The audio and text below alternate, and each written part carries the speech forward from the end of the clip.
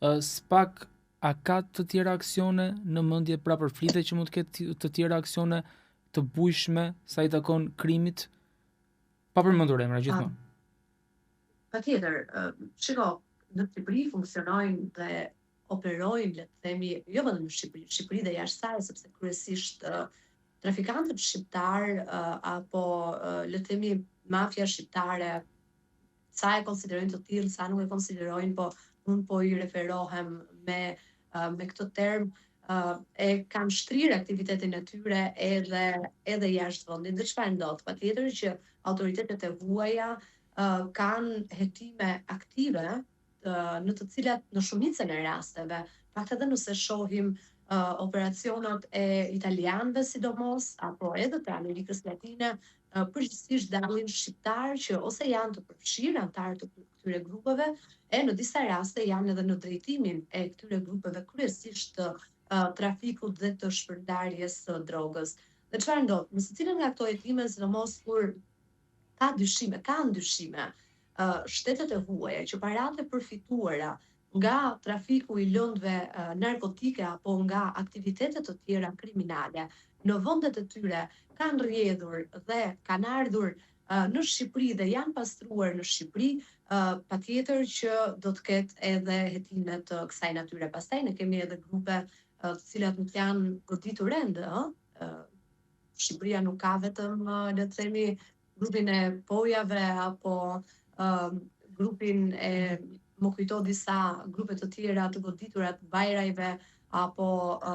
grupi Suel Çelës, të cilët janë goditur në një farë mënyrë nga prokuroria e posaçme, patjetër që ka edhe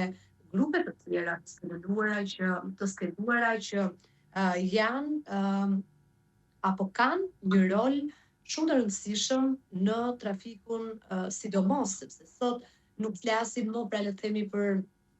prostitucion apo vepra të tjera penale, por kryesisht flasim për trafik të lëndëve narkotike, patjetër që ka grupe shumë të fuqishme që vazhdojnë aktivitetin e tyre kriminal në trafikun e drogës, si nga vendet e Amerikës Latine drejt Europës apo edhe brenda territorit të Bashkimit Evropian. Edhe sot në Shqipëri nuk është se nuk hyn drogë, kjo Qartë. Aida, po ashtu ju e keni parë së fundmi që ka pasur edhe disa sulme që janë të motivuara dhe provokuara nga TikToku, nga reagimet që bëjnë personazhe të ndryshme. Kemi parë rastin e djalit 26 vjeçari në zonën e Freskët që u dhënua nga disa persona, po ashtu ishte rasti më i fundit i Elton Tozet pas deklaratave që ai bëri, pati një dhunë të ushtruar ndaj tij. Suada Muça po ashtu u dhënua për shkak të agravimit që ndodhi në TikTok. Pse ndodhin këto dhe a ndërmerren masa, sepse shohim që s'ka denoncime, shohim që nuk ka arrestime sa i takon këtij zhvillimi. Shiko, që ti ndajmë pak. Rasti i Elton Tozaj dallon nga rastet e tjera sepse së pari akuzat e bëra publike nga ana e tij thotë që për shkak të disa deklaratave të bëra në media, pra deklaratave publike në funksionin e tij si gazetar, kanë ndikuar që personat të cilët ai në fakt edhe i ka etiketuar pa përmendur emra, por duke dhënë le të themi direktiva të caktuara që fare mirë shumë prej nesh apo edhe vetë institucionet mund t'i kuptojnë nëse shohin deklaratat se për këtë ka folur Elton Tozaj dhe Elton Tozaj në rast se vërtetohet dhe referuar edhe një herë akuzave publike që ai bën është goditur për shkak të detyrës dhe ka një tjetër le të themi një tjetër parashikim edhe në kodin penal për këtë rast. Unë nuk di ende nëse ka nisur një hetim kryesisht policisë, për mos pas deklaratës të bërë edhe në media, pra edhe përmes një interviste që ky fundit kishte në media ku tregoi për gjendjen e tij shëndetësore, përhodhi edhe akuzat e tij publike, pa diskutim që duhet të jetë regjistruar një procedurë penal për dhunë për shkak të detyrës, që duhet pastaj edhe të pyetet ky i fundit nga ana e autoriteteve se cilët janë personat që dyshon se e kanë goditur apo që kanë porositur rrahjen e këtij të fundit, dhe që policia dhe prokuroria të bëjë një hetim dhe të dërgojë le të themi përpara përgjegjësisë autorin apo autorët e kësaj vepre të rëndë, sepse për hir të së vërtetës dhuna e ushtruar ndaj gazetarit Elton Toza ishte makabër, pra rrezikon të humbas edhe një rësy. Megjithatë,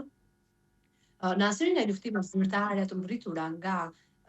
policia e shtetit ditëve të fundit nuk ka pasur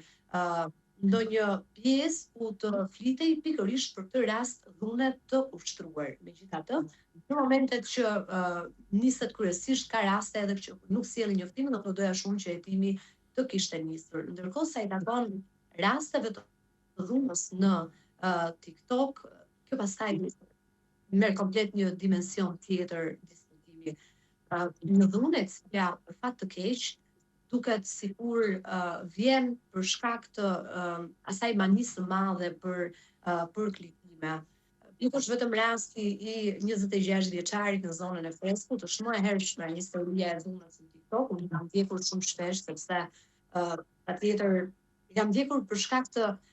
manisë që ata kanë për klikime, për shkak të mënyrës se si zgjedhin ta ushtrojnë dhunën, pra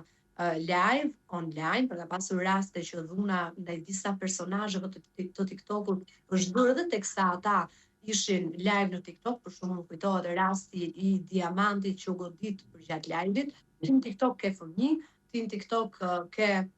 njerëz të themi të papërgjegjshëm, dhe çfarë mesazhi ti u përcjell që ti mund të promovosh dhunën, ti mund të promovosh fjalorin e degeneruar, sepse nuk mund t'i vënë ndonjë emër tjetër këtij fjalori, dhe nuk ka pasur ndonjë mas, pasi nuk ka pasur as denoncime nga ana e personave të cilët janë goditur. Dhe çfarë ndodh pastaj, Mario? Pasi bëjnë debatën në TikTok, ushtrojnë akte dhune, i nxjerrin përsëri në TikTok, dalin dhe tentojnë pra në një mënyrë ose për të pajtuar me njëri tjetrin po nga live-i në TikTok, ose për të vazhduar, le të themi, për ta zgjidhur me njëri tjetrin. Ose duke u dhunuar më shumë, ose duke e përdorur si një lloj argumenti se çfarë të diskutohet në live-in e radhës. Ndërkohë në rastin e 26 vjeçarit të rrahur në Fresk, ka pasur një iniciativë të ndërmarrë kryesisht nga Komisariati nr. 4 dhe Policia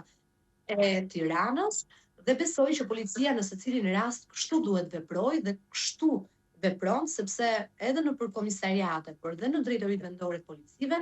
ka një seksion të veçantë që është seksioni kundër krimit kibernetik, që patjetër duhet i marrin këto video dhe këto pamje shumë të rënda dhe t'i konsiderojnë si provë materiale dhe të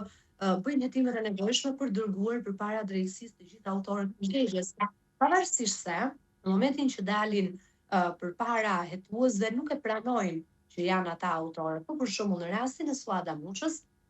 pavarësisht se Xhemal Luka nuk e pranon që ka shkuar dhe ka dërguar njerëz, persona për ta rrahur këtë të fundit për shkak të një konflikti që kishin pasur më herët përgjatë live-it në TikTok, në fakt Suada Muça dëgjohet në video duke i kërkuar falje pikërisht Xhemal Lukës, një tjetër personazhi që hiç ide nuk ja kam se kush është në fakt, po thjesht të referohem me emër mbi emër, ashtu sikurse autoritetet edhe Suada Muça në rastin konkret i referohej. Kështu që për sa kohë ajo i kërkon falje këtij të fundit dhe ky e mohon, ajo persona që i kanë shkuar edhe mund t'i ketë njohur. Dhe persona që i kanë shkuar për ta goditur, më rënda është Mario që përveç se kanë qenë dy femra, ka qenë edhe një djalë që i shoqëronte. Pra, kemi dy femra dhe një djalë që rrahin një grua tjetër. Sado e pëlqyer apo e papëlqyer të jetë kushto personazh që zgjedh të bëhet i famshëm në TikTok apo në rrjetet e tjera sociale, përsëri dhuna nuk justifikohet.